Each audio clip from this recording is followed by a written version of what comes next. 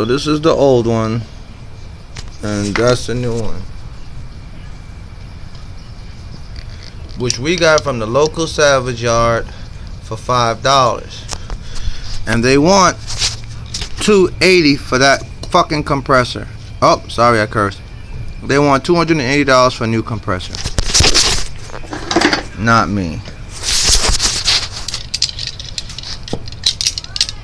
You don't need that to tighten them back down, bro. Yeah, I think I firm grip.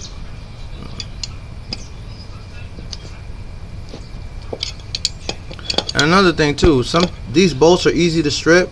So you get a good screwdriver, you tap them down a little bit, and use a vice grip on the screwdriver to get some leverage on it.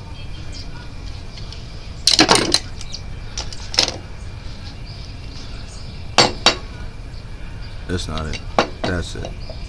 Yeah, no. The washer. It didn't have a washer, I'm telling you. Yeah, that's the new one. You think you need to put some grease or something on it? Old one and turning. Old one is all seized up. New one turns fine. I would even put a little bit of grease on the inside of that thing, just to, you know, help it spin a little bit freer. Okay, an important point.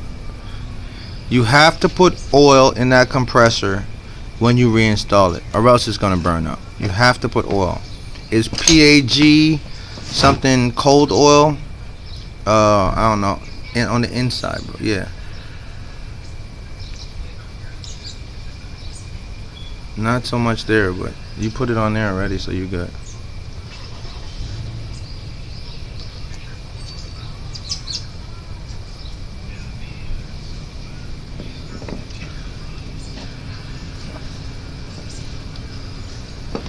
Spins without an issue.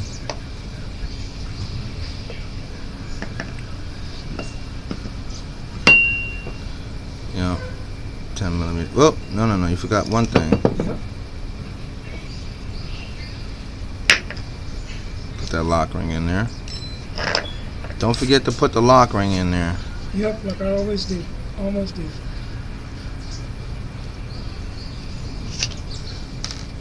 Got the tools. Yeah, you could use your spring compressor tool, which you might need to. Your little lock tool that we bought from Harbor Freight, which we're gonna open this up here. And we're gonna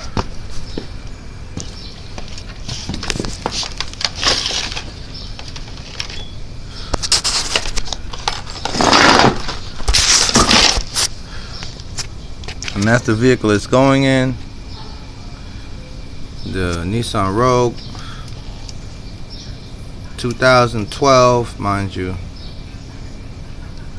But that's the regular one.